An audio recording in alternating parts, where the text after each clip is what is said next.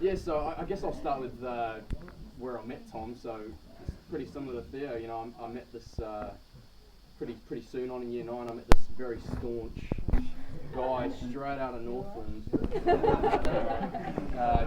Big, you know, straight box cut fringe. The swagger was there definitely. And yeah, as Theo said, mean, Māori mean. And look, I just flew the koru on the chest as well, you know. And I just took one look at the. Well, and his accent as well. Like, I mean, I think mine's bad. But you know, I took one look at the guy and thought, what a knob. And you know, like,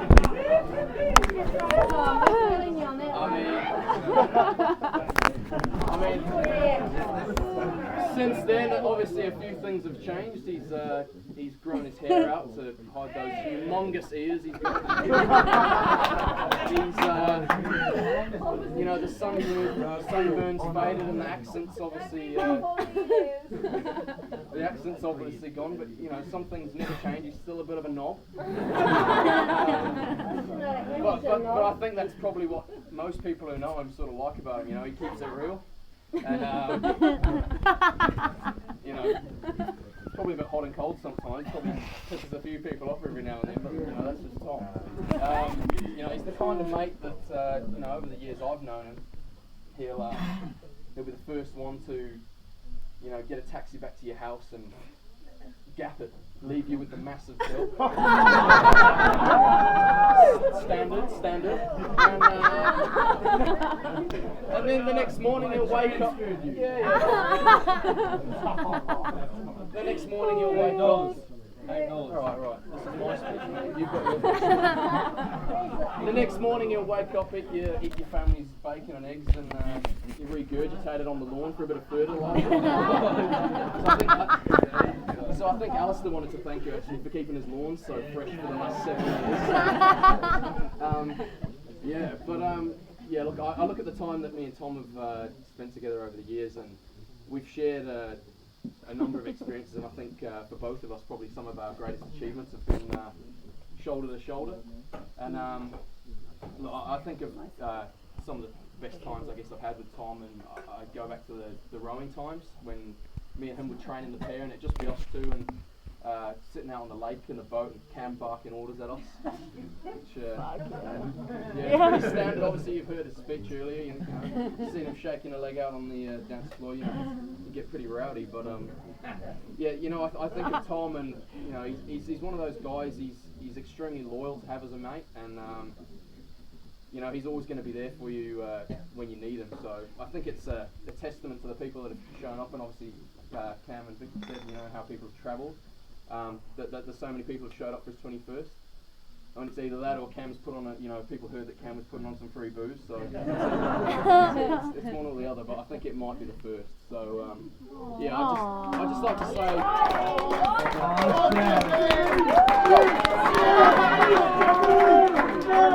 Look, I think I just wanted to say, you know, acknowledge not just Tom, but, you know, Cam and Vicky and the girls as well for, you know, allowing me to be part of the wider Bell family for the last 7 or 8 years or whatever it's been. So it's been a pleasure, and yeah, happy birthday. Cheers, mate.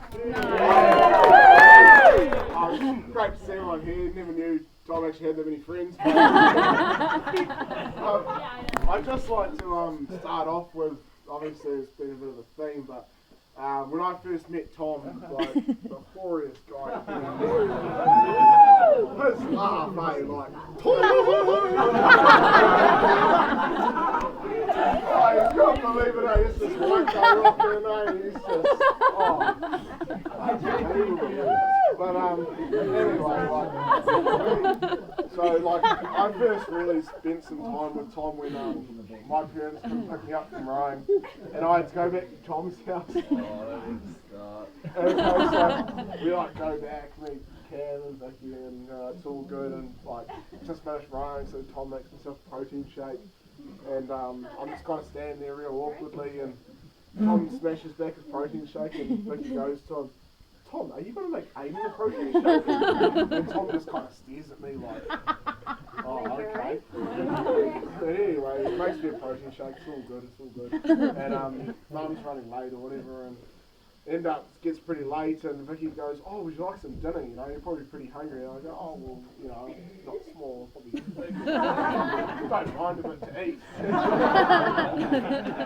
And then turns out Vicky's made Eat like nothing else. It's clean up like the house.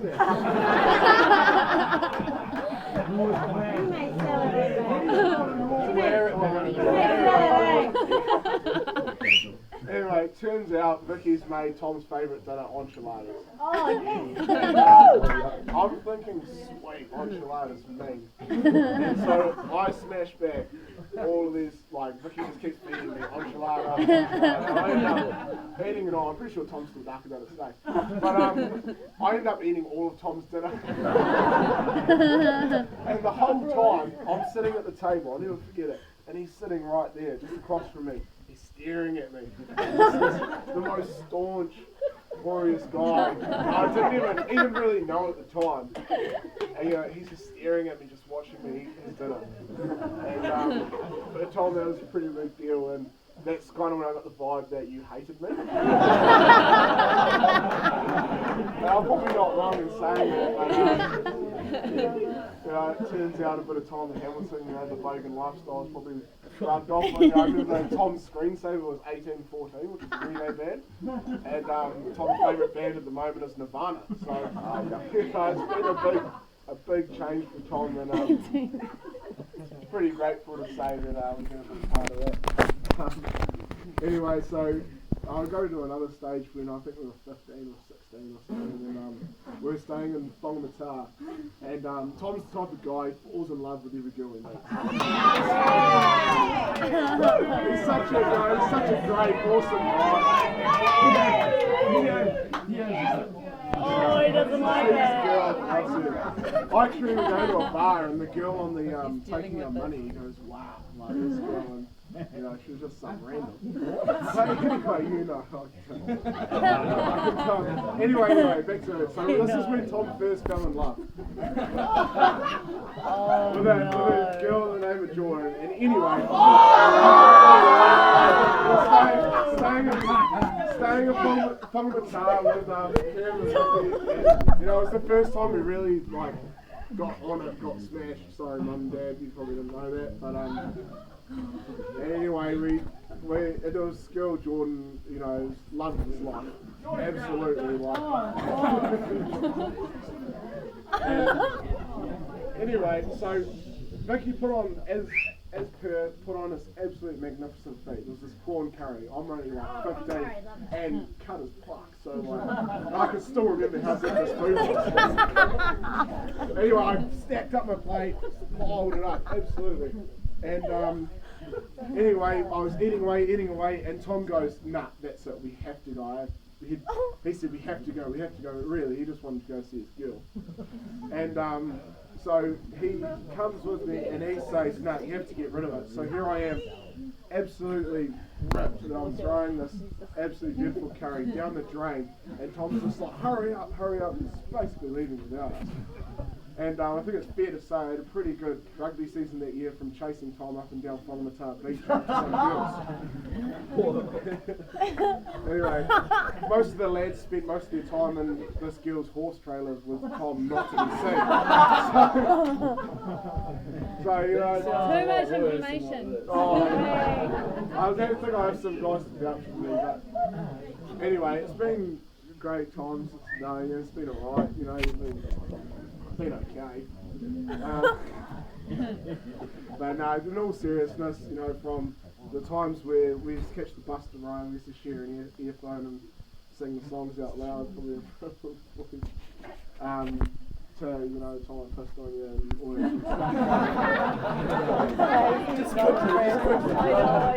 Yeah, but anyway, it's been an absolute honour. I think I'll use to finish. I think Finn got asked after Mardi Cup, how do you think you did so well? And, he basically just said, I love these boys. And I think it's fair to say, as a group, all the lads, we all feel the same way. Not trying to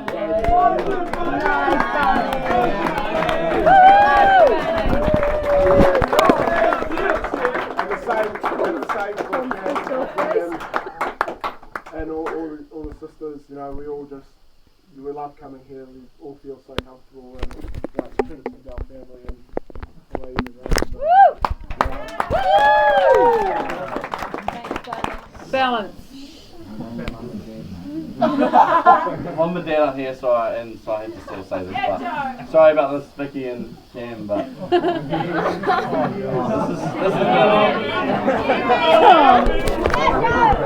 this is the story that he was away from New Zealand, and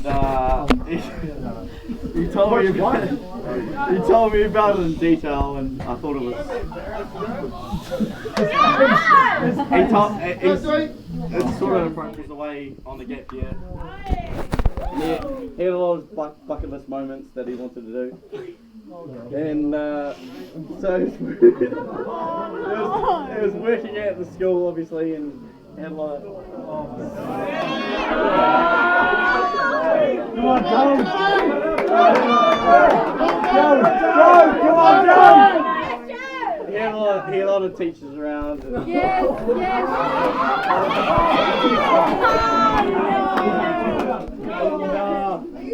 He couldn't stop talking about it, and kept telling me about how good looking the teachers were. And obviously, he got close with a lot of teachers. And yeah, What happened, Joe? No details. Just go and brush over, mate. So one day, yeah, they got back, yeah. They obviously got close with Tom, and yeah, Tom ends up, you know,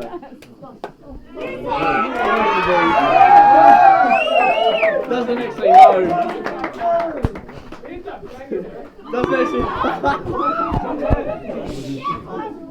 Doesn't actually know how old she is, and then wakes up in the morning, whatever goes on, I don't know what happens. Oh, no. Tom says, what are you doing? What are you doing this morning? And then the woman goes, dropping my kids off at the rugby. There it is.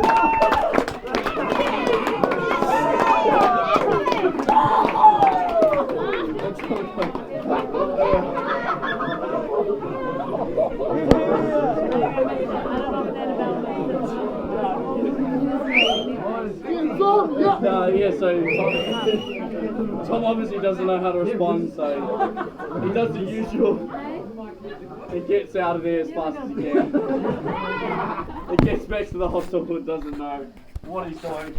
Nice, Tom. Inference is a good thing. And yeah, doesn't make context and stuff. I just wanted to stitch him up. And if you're right.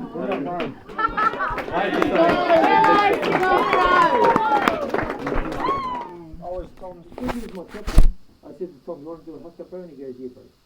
That's what we are. We want to do a hooker. So the thing was, we went out there before the game. Everyone was watching all these other games, and we went up and we did the haka against Bay of Plenty for 5th and 6th. And then when we started, Bay of Plenty started it as well. And the haka was returned. And next minute, the whole crowd, the TV, all that sort of stuff just come on us. And it was a significant moment in New Zealand rugby. Well, the Mills was one of the oldest rugby tournaments in New Zealand, and just Tom was part of it because he was captain. So just for me, just want to remember that, the boy.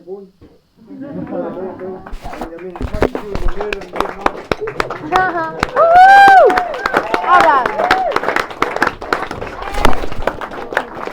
He was a Rory boy in year 9.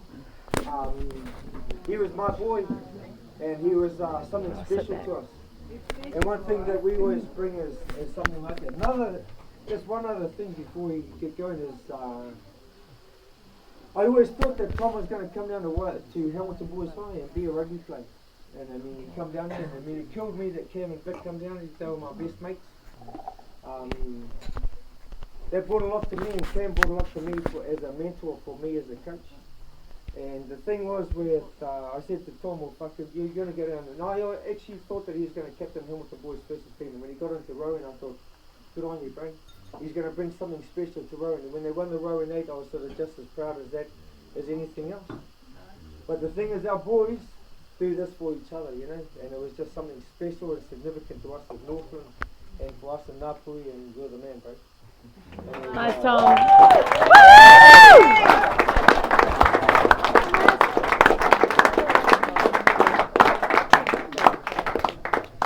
And here from the boys, we just want to present Tom something special, eh? We think so. Yeah, Mitchell.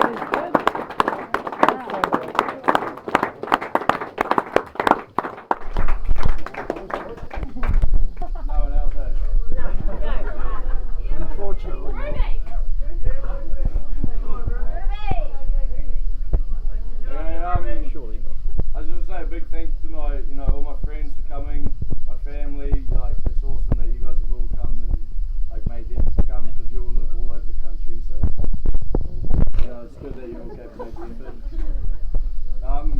My parents in particular for actually letting me throw this at their house.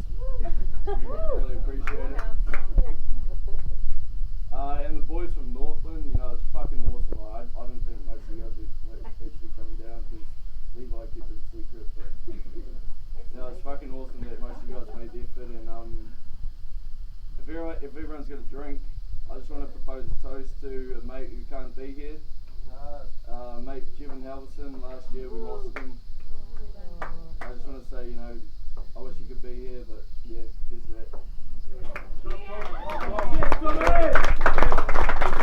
that.